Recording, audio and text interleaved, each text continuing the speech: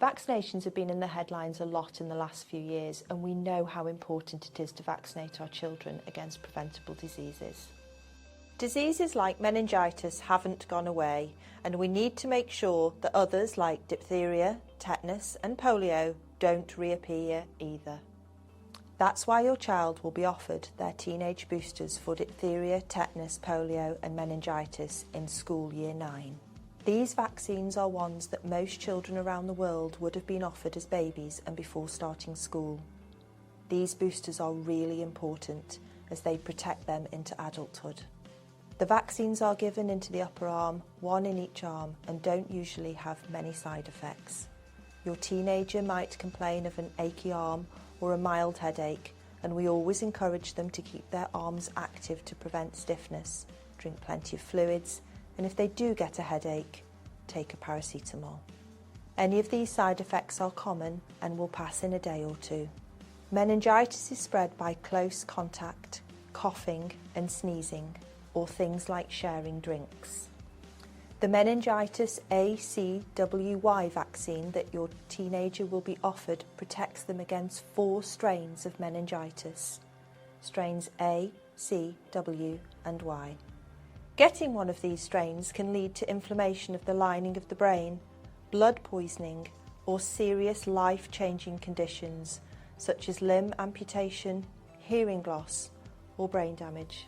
The vaccine is extremely effective at protecting against these strains of the disease, and it's really important that as many young people as possible are vaccinated in order to protect them and to protect the wider community. This reduces the chance of the disease circulating in the community.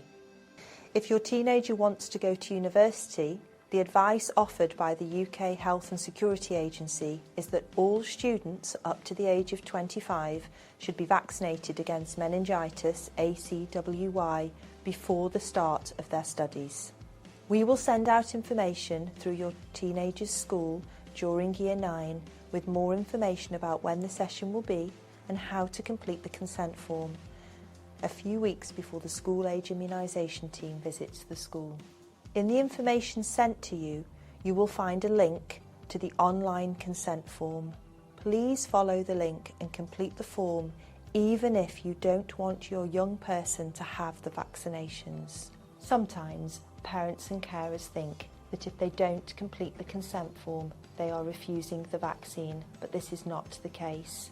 So please, complete the consent form so that we know your wishes. Pupils in secondary schools can also consent for themselves if they have a good understanding of the risks and the benefits of having the vaccinations and if they want to be vaccinated. We would always recommend you have a conversation with your teenager about the vaccines before we visit the school. We know that some people are really worried about injections, and we want to make the whole process as worry-free as possible.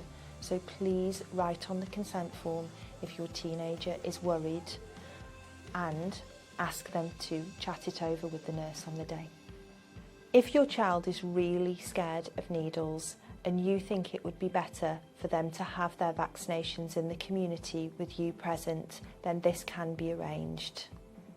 If you can't complete the form online or struggle in any way or have any questions, then please ring our office on 0300 124 0366, where someone will be happy to help you. If you would like any more information about the vaccination programme for teenagers, please visit the NHS website.